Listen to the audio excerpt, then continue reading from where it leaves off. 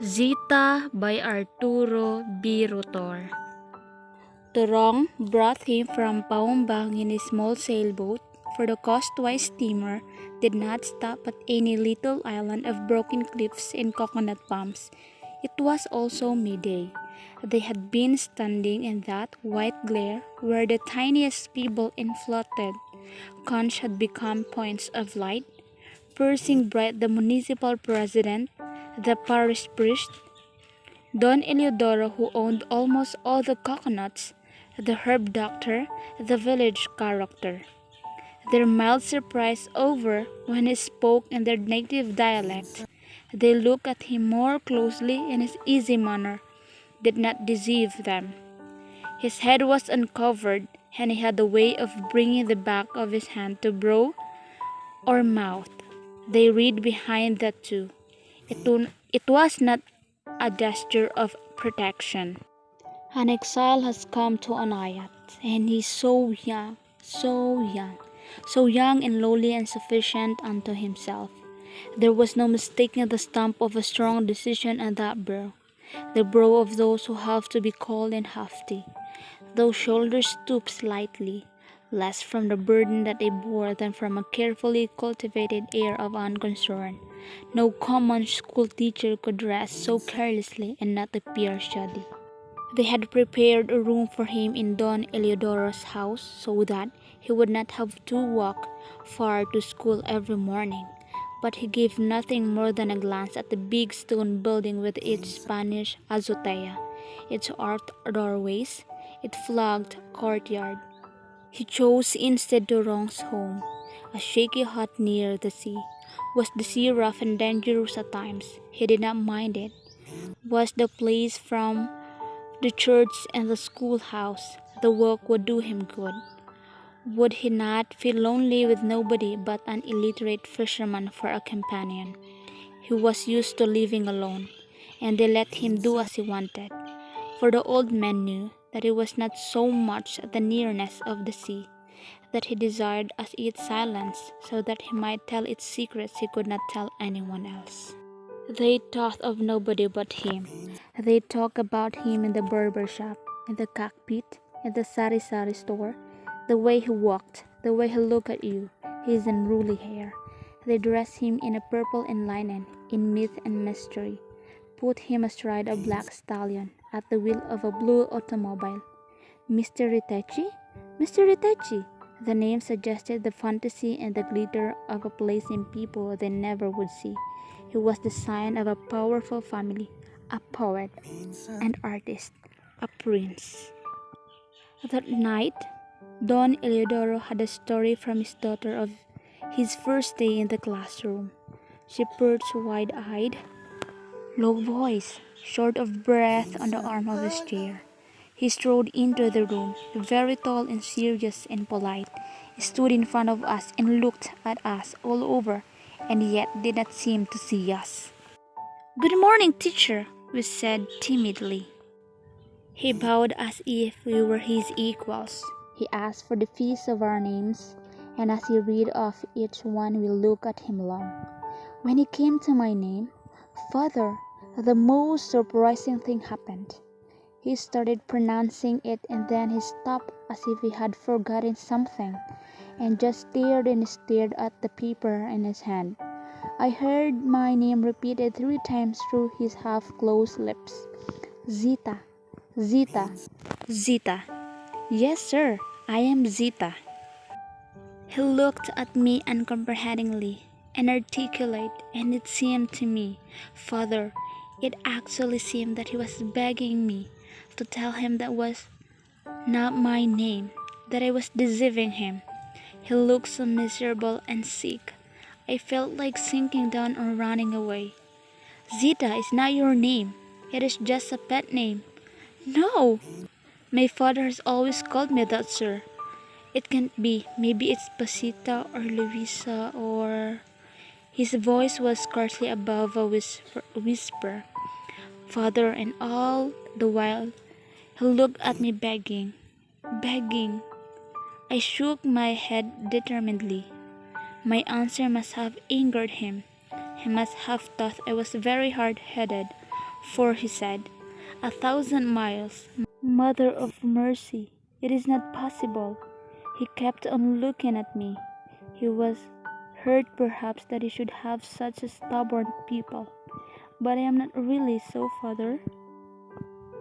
Yes, you are, my dear, but you must try to please him. He is a gentleman. He comes from the city.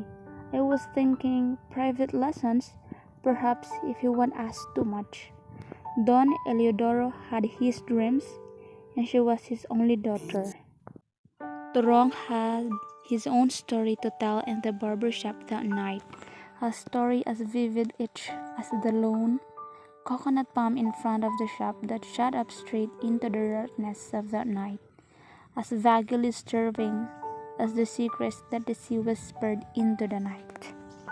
He did not sleep a wink, I am sure of it. When he came from the market, the stars were already out, and I saw that he had not touched the food I had prepared. I asked him to eat, and he said he was not hungry. He sat by the window that faces the sea and just looked out hour after hour. I woke up 3 times during the night and saw that he had not so much as changed his position. I thought once that he was asleep and came near, but he motioned me away. When I woke at dawn to prepare the nets, he was still there. Maybe he wants to go home already. They looked up with concern. He is sick. You remember Father Fernando? He had a way of looking like that, into space, seeing nobody, just before he died. Every month there was a letter that came for him, sometimes 2 or 3. Large blue envelopes with a gold design in the upper left-hand corner, and addressed in broad, angular, sweeping handwriting. One time, Torong brought one of them to him in the classroom. The students were busy writing a composition on a subject that he had given them. The things that I love most. Carelessly he had opened the letter, carelessly read it, and carelessly tossed it aside. Zita was all flutter when the students handed in their work, for he had promised that he would read aloud the best. He went over the pile 2 times, and once again, absently, a deep frown on his brow, as if he were displeased with their work. Then he stopped and picked up one. Her heart sank when she saw that it was not hers. She hardly heard him reading. I didn't know any better. Moths are not supposed to know. They only come to the light. And the light looked so inviting, there was no resisting it. Moths are not supposed to know. One does not even know one in a moth until one's wings are burned. It was incomprehensible, no beginning, no end. It did not have unity, coherence, emphasis. Why did he choose that one? Why did he see in it? And she had worked so hard. She had wanted to please. She had written about the flowers that she loved most. Who could have written what he had read aloud? She did not know that any of her classmates could write so. Use such words, sentences, use a blue paper to write her lessons on. But then there was little in Mr. Itachi that the young people there could understand. Even his words were so difficult, just like those dark and dismaying things that he came across in the readers, which took them hour after hour in that dictionary. They had learned like a good student to pick out the words she did not recognize, writing them down as she heard them. But it was a thankless task. She had a whole notebook filled now, 2 columns to each page. And she went greedy. Amaranth, a flower that never fades. Peacock, a large bird with lovely gold and green feathers. Mirage, the last word was not in the dictionary. And what did such things as original sin, selfishness, insatiable, actress of 1,000 faces mean? And who were Circe, Lorelei, other names she could not find anywhere? She meant to ask him someday when his eyes were kinder. He never went to church. But then, they always went to learning and education, did it not? One night Boo saw him coming out of the dim doorway. He watched again, and the following night he saw him again. They would not believe it. They must see it with their own eyes, and so they came. He did not go in every night, but he could be seen at the most unusual hours, sometimes at dusk, sometimes at dawn. Once when it was storming and the lightning-edged grog path from heaven to earth. Sometimes he stayed for a few minutes. Sometimes he came twice or thrice in one evening. They reported it to Father Ciraceo, but it seemed that he already knew. Let the peaceful man alone in his prayers. The answer had surprised them. The sky hangs over Anayat, in the middle of the Anayat Sea, like an inverted wine glass, a glass whose wine had been spilled, a purple wine of which Anayat was the last precious drop. For that is Anayat is the crepuscule, purple and mellow, sparkling and warm and effulgent when there is a moon, cool and heady and sensuous when there is no moon. One may drink of it and forget what lies beyond 1,000 miles, beyond 1,000 years. One may sip it at the top of a jagged cliff, nearer peace, nearer God, where one can see the ocean dashing against the rocks in eternal frustration, more moving, more terrible than man's, or touch it to his lips in the last shadows of the Dama de Noche. It blossoms iridescent like 1,000 fireflies, its bouquet the fragrance of flowers that know no fading. Zita sat by her open window, half asleep, half dreaming. Francisco Biritechi, what a name! What could his nickname be? Packing? Frank? The night lay silent and expectant, a fairy princess waiting for the whispered words of a lover. She was not a bit sleepy.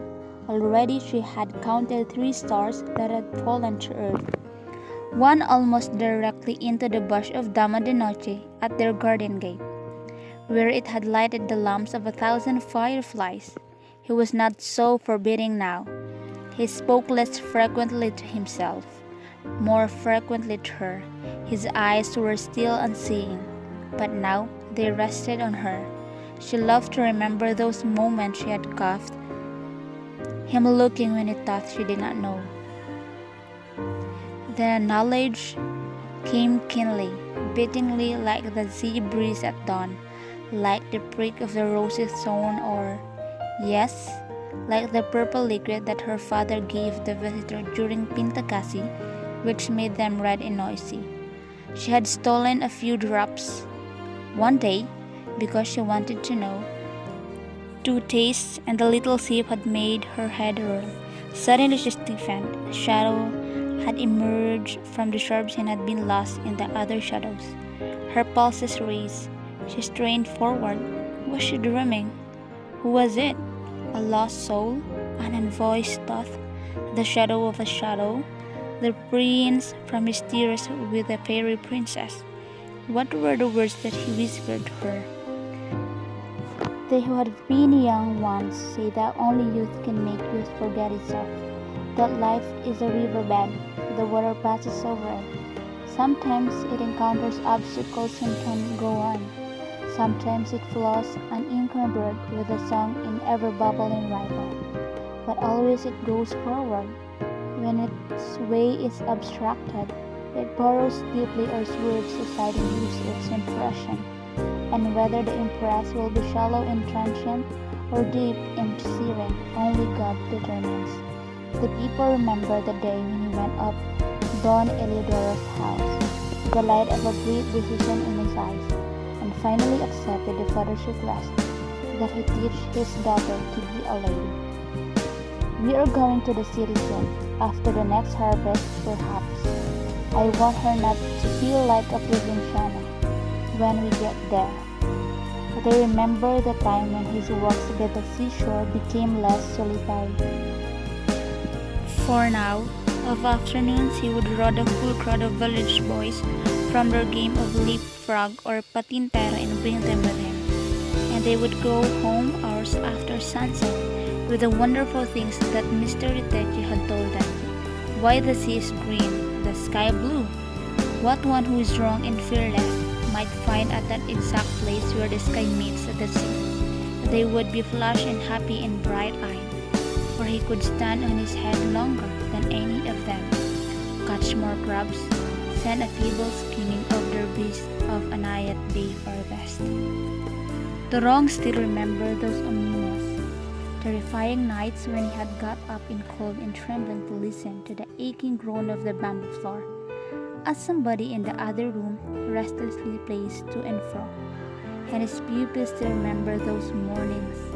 He received their flowers, the camellia which had fainted away at her own fragrance, the kampupot with the night dew still trembling in his heart. Receive them with a smile and forget the lessons of the day, and them all about those princesses and fairies who dwelt in flowers, while the Dama de Noche must have the darkness of the night to bring out its fragrance. How the petals of the ilang-ilang crushed and soaked in some liquid would one day touch the leaf of some wondrous creature in some faraway land, whose eyes were blue and hair golden. Those were days of surprises for Zita. Box after box came in Turong's sailboat, and each time they contained things that took the words from her lips. Silk as sheer and perishable as gossamer, or heavy and shiny and tinted like the sunset sky. A slipper with bright stones would twinkle with the least movement of her feet. A necklace of green, flat, polished stone, whose feel against her throat sent a curious choking sensation there. Perfume that she must touch her lips with. If only there would always be such things in Turong's sailboat, and none of those horrid blue envelopes that he would always broth. And yet the Virgin have pity on her selfish soul. Suppose one day Turong brought not only those letters but the writer as well. She shuddered not because she feared it, but because she knew it would be. Why are these dresses so tight-fitting? Her father wanted to know. In society, women use clothes to reveal, not to hide. Was that a sneer of a smile in his eyes? The gown showed her arms and shoulders, and she had never known how round and fair they were, how they could express so many things. Why do these dresses have such bright colors? Because the peacock has bright feathers. They paint their lips so that they can smile when they do not want to, and their eyelashes are long. To hide deception, he was not pleased like her father. She saw it. He had turned his face toward the window, and as she came nearer, swaying like a lily top, its stalk, she heard the harsh, muttered words. One would think she'd felt shy or uncomfortable, but no, oh no, not a bit. All alike comes naturally. There were books to read, pictures, names to learn, lessons in everything. How to polish the nails, how to use a fan, even how to walk. How did these days come? How did they go? What does one do when one is so happy, so breathless? Sometimes they were in a memory, sometimes a dream. Look, Zita, a society girl does not smile so openly. Her eyes don't seek one's soul. That reveals your true feelings. But if I am glad and happy, and I want to show it. Don't. If you must show it by smiling, let your eyes be mocking. If you would invite with your eyes, repulse with your lips. That was a memory. She was in a great drawing room whose floor was so polished it reflected the mirrored red and green and blue flights above, the arches of flowers and ribbons and streamers. All the great names of the capital were there, stately ladies in wonderful gowns who walked so, waved their fans so, who said one thing with their eyes and another with their lips. And she was among them, and every young and good-looking man wanted to dance with her. They were all so clever and charming, but she answered, "Please, I am tired." For beyond them she had seen him alone, he whose eyes were dark and brooding and disapproving, and she was waiting for him to take her. That was a dream. Sometimes, though, she could not tell so easily which was the dream and which the memory. If only those letters would not bother him now, he might be happy and at peace. True, he never answered them. but every time Turong brought him one, he would still become thoughtful and distracted, like the time he was teaching her a dance, a Spanish dance, he said, and had told her to dress accordingly. Her heavy hair hung in a big, carelessly tied knot that always threatened to come loose but never did. Its dark, deep shadow showing off in startling vividness how red and rose can be, how like velvet its petals. Her earrings, the circlets of precious stones, red like the biggest blood, almost touched her shoulders. The heaviest Spanish shawl gave her the most trouble. She had nothing to help her but some pictures in magazines. She could not put it on just as she wanted. Like this, it revealed her shoulder too much. That way, it hampered the free movement of the legs. But she had done her best. 4 hours. She had stood before her mirror in 4 hours. It had told her that she was beautiful, that red lips and tragic eyes were becoming to her. She'd never forget that look on his face when she came out. It was not surprise, joy, admiration. It was as if he saw somebody there whom he was expecting, for whom he had waited, prayed. Zita, it was a cry of recognition. She blushed even under her rouge when he took her in his arms and taught her to step this way. Glide so, turn about. She looked half questioningly at her father for disapproval, but she saw that there was nothing there but admiration too. Mr. Riteche seemed so serious and so intent that she should learn quickly. But he did not deceive her, for once she happened to lean close and she felt how wildly his heart was beating. It frightened her and she drew away. But when she saw how unconcerned he seemed, as if he did not even know that she was in his arms, she smiled knowingly and drew close again. Dreamily she closed her eyes and dimly wondered if his were shut too, whether he was thinking the same thought, breathing the same prayer. Turong came up and after his respectful "Good evening," he handed an envelope to the school teacher. It was large and blue, and had a golden design in one corner. The handwriting was broad, angular, sweeping. "Thank you, Turong." His voice was drawling, heavy, the voice of one who has just awakened. With one movement, he tore the open envelope. Slowly, unconsciously, it seemed to her, to pieces. "I thought I had forgotten," he had murmured dully. That changed the whole evening. His eyes closed, their sparkle. His gaze wandered from time to time. Something powerful and dark had come between them. Something which shut out the light, breath and a chill. The tears came to her eyes, for she felt utterly powerless. When her sight cleared, she saw that he was sitting down and trying to piece the letter together. "Why do you tear up a letter if you must put it together again?" rebelliously. He looked at her kindly. "Someday, Zita, you will do it too, and then you will understand." One day Turong came from Paumbang and this time he brought a stranger. They knew at once that he came from where the teacher came. His clothes, his features, his politeness, and that he had come for the teacher. This one did not speak their dialect, and as he was led through the dusty, crooked street, he kept forever wiping his face, gazing at the wobbly, that huts and muttering shore vehement phrases to himself. Zita heard his knock before Mr. Riteche didn't, and she knew what he had come for. She must have been as pale as her teacher, as shaken, as rebellious, and yet the stranger was so cordial. There was nothing but gladness in his greeting, gladness at meeting an old friend.